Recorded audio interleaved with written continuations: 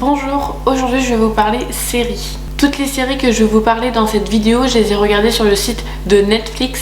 Donc c'est parti, on va pouvoir commencer. La première série que je vais vous parler s'appelle Peaky Blinders et elle comporte 5 saisons. La durée des épisodes est entre 54 et 65 minutes. L'histoire a été créée par Steven Knight et le genre de cette série c'est plutôt drame historique. Le synopsis de cette série en fait c'est l'histoire d'une famille de criminels qui sont surnommés les Peaky Blinders. Et pourquoi ils s'appellent les Peaky Blinders? Parce qu'en fait ils ont une petite casquette sur la tête et ils ont toujours, vous savez, la lame vraiment tranchante qu'ils mettent dans la visière. En fait je crois que c'est la casquette ou la visière, je sais plus comment ils appellent ça.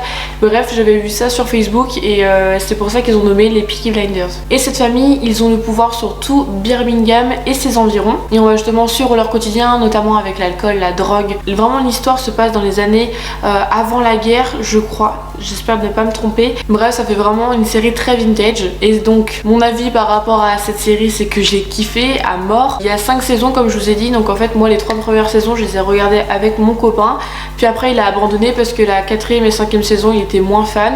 Moi, je l'ai continué, même si pareil, j'étais un petit peu moins intéressée. Mais je l'ai continué quand même parce que franchement, j'avais envie de savoir ce qui se passait. Je remercie Zoé parce que c'est grâce à elle que j'ai découvert cette série qui est justement trop bien. Et je sais qu'on a les mêmes goûts niveau série, donc à chaque fois quand elle me propose une série, quand je la regarde, je suis jamais déçue. Pareil, moi qui suis une grande fan de vintage, j'ai adoré les tenues des femmes, notamment aussi des hommes avec leurs costumes, cravates, etc. Leurs petites casquettes sur la tête. Franchement, ils avaient un charme. Gros coup de cœur là-dessus. Au niveau des décors extérieurs, intérieurs et tout, c'est grave bien fait. Je me suis renseignée par rapport à cette série Peaky Blinders et en fait elle serait tirée d'une histoire vraie. Sauf qu'elle a été un petit peu remasterisée, retransformée parce qu'il y a quand même des détails qui sont un peu différentes de la vraie histoire. Malheureusement, j'ai pas eu l'occasion de découvrir la vraie histoire, mais je sais qu'il est sorti sous format livre si je me trompe pas. J'aimerais beaucoup me l'acheter, mais quand j'ai vu le prix, j'ai fait... on va attendre un petit peu du coup parce que c'est super cher. Ensuite je vais passer à la série qui s'appelle Jane the Virgin et qui comporte 5 saisons. La durée des épisodes est entre 40 et 43 minutes. L'histoire a été créée par Jenny Snyder Human, j'espère ne pas avoir décortiqué le nom. Et le genre de cette série c'est plutôt comédie dramatique. Donc le synopsis de la série en fait ça parle de la vie mouvementée de Jane Gloriana Villanueva. Pareil, c'est super dur à dire. C'est une femme qui a toujours vécu auprès de sa maman et de sa grand-mère. Et Jane, justement, a promis à sa grand-mère de rester vierge jusqu'au mariage. Sauf que lors d'un contrôle chez sa gynécologue, elle se retrouve accidentellement enceinte. Elle a été par erreur inséminée à la place de la femme de son patron. Et justement, le patron s'appelle Raphaël. Il est le directeur d'un hôtel de luxe qui s'appelle le Marbella. Sachant que Jane, elle a déjà son petit ami qui est Michael et qui justement travaille dans la police. Par la suite, elle commence à éprouver petit à petit des sentiments envers son patron et son petit garçon, donc son enfant à elle. Et justement Petra, qui est la femme de Raphaël, ne va pas du tout être d'accord, donc ça va créer vraiment plein d'histoires, de péripéties, etc. Et on suit vraiment beaucoup la vie de Jane à l'intérieur. Mon avis par rapport à cette série, c'est que ça a été ma série préférée. Je pensais pas que j'allais autant m'attacher à cette série, à cette histoire, à ces personnages. Quand j'ai fini cette série, je me suis mise à pleurer parce que je savais qu'il n'y aurait plus de suite. Et ça m'a, durant plusieurs jours, j'ai été très mal, ça m'a blessée.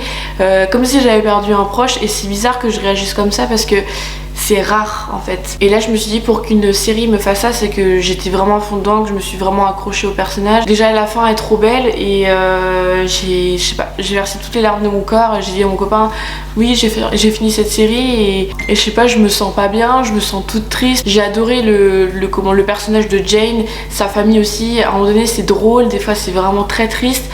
En fait des fois on peut passer du rire aux larmes, mais vraiment très facilement. Et ce que j'avais découvert notamment c'est qu'elle avait dans la série elle sort vraiment un livre et en vrai elle l'a vraiment sorti. Malheureusement il n'y a pas la version française donc je suis un petit peu dégoûtée, mais je vais quand même le prendre sur liseuse, même si j'aimerais bien avoir le livre en lui-même dans mes mains propres parce que j'adore cette série, donc je voudrais vraiment avoir une identité justement de Jane un petit peu chez moi. Mais le problème c'est qu'il n'existe pas en format français, donc si vous passez par cette vidéo, s'il vous plaît faites une traduction française parce que du coup en anglais ça prend trop de temps, il faut tout retraduire et tout, donc franchement flemme. À présent, je vais vous parler de la série qui s'appelle La Casa de Papel et qui comporte 4 saisons. La durée des épisodes est entre 41 et 57 minutes. L'histoire a été créée par Alex Pina et le genre c'est plutôt drame, thriller, braquage. Maintenant, je vais vous parler du synopsis de la série. Donc en fait, il y a un homme qui est assez mystérieux dans cette série qui s'appelle le professeur et qui décide de planifier un braquage. Et pour le mettre en place, justement, son plan, il va recruter 8 malfaiteurs en Espagne et ils vont braquer la banque de monnaie d'Espagne. Donc mon avis par rapport à cette histoire, c'est que j'en ai beaucoup entendu parler sur les réseaux sociaux, notamment sur Twitter, Facebook, et je me suis dit bon ok, tout le monde en parle. J'avais même des amis proches qui me disaient mais franchement cette série elle est vraiment superbe. Au début j'aimais bien la première, deuxième saison parce que j'étais à fond dedans avec mon copain, puis après troisième, quatrième saison je me suis dit ouais ça commence à devenir lourd en fait finalement.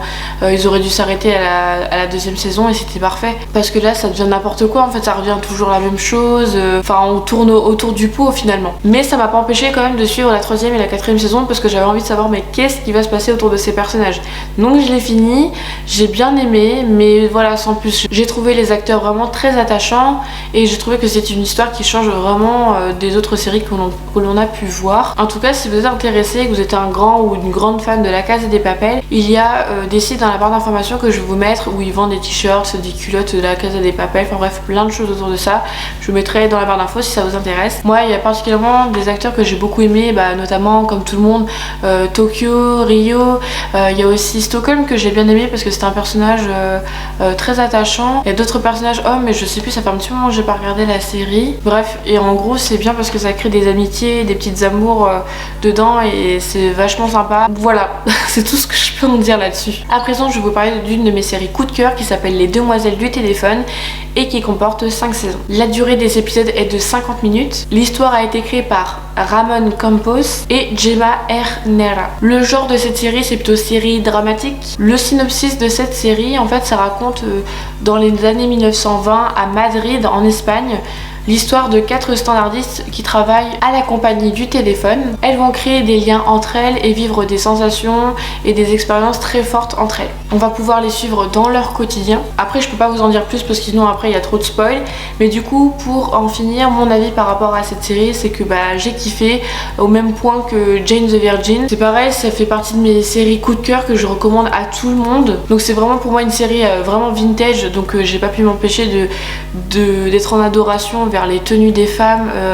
Les hommes aussi ils avaient des super tenues, mais franchement les femmes avec leurs chapeaux, leurs petites robes à la Charleston, tout ça j'adore. Et franchement je me cherche à chaque fois sur Vinted des robes d'occasion des années 20 parce que j'aimerais tellement en porter, elles sont trop belles. Leurs petites chaussures, des petites Salomé qui sont mais juste magnifiques, j'adore. Et pareil c'est mon amie Zoé qui me l'a recommandé, mais encore merci 1000 fois parce que cette série mais j'adore.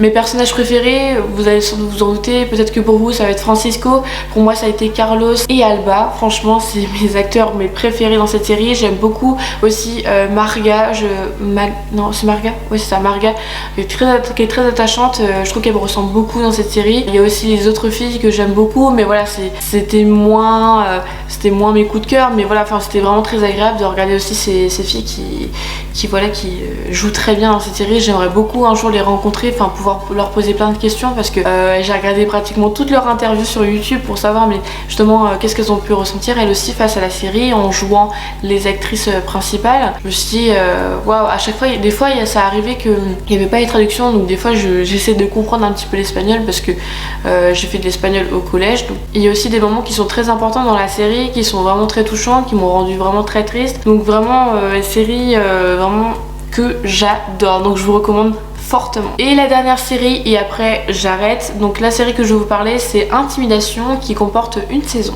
La durée des épisodes est de 45 minutes. L'histoire a été écrite par Danny Brocklehurst.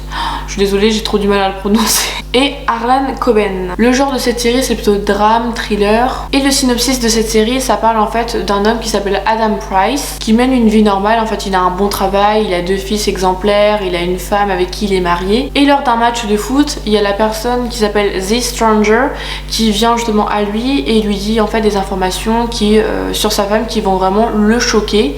Et c'est comme ça que va débuter cette série. Et ça va clairement le tourmenter, on va le suivre au quotidien, on va voir aussi ce qu'il va ressentir, mon avis par rapport à ce livre. Tout d'abord, merci beaucoup à mon amie Marine parce que c'est grâce à elle que j'ai pu découvrir cette série. Au début je lui en avais parlé, j'ai dit ouais j'ai du mal à un petit peu accrocher, c'est quoi cette histoire, il y a plein de choses où t'es en mode what the fuck, pourquoi il y a ça dans cette série. Comme j'en parle avec elle, on a trouvé que c'était une série qui change de d'habitude et ça fait du bien. J'ai trouvé qu'après au fur et à mesure du temps l'histoire a été pour moi très prenante parce que je voulais savoir mais qu'est-ce qui se passait réellement, et au final on sait vraiment que ce qui s'est passé vraiment au dernier épisode de la série. Donc ils vous laissent vraiment cogiter mais au bout, jusqu'au bout, et après à la fin ils vous disent tout, en fait tout ce qui s'est passé, et t'es en mode mais je me serais jamais imaginé ce genre de choses. Si vous ne savez pas, en fait cette série moi j'ai découvert, elle est tirée du livre de Darlan Coben qui s'appelle The Stranger, je crois hein, si je me trompe pas, et justement trop bien, donc il faut vraiment que je me l'achète dès que je vais pouvoir, faut que je me le lise parce que je sais que dans les livres il y a toujours un peu plus de détails et moi ça m'intéresse grave, donc je vous recommande tout à fait. Merci beaucoup d'avoir regardé ma petite vidéo. N'hésitez pas à me dire dans les commentaires ce que vous avez pensé de ces 5 séries.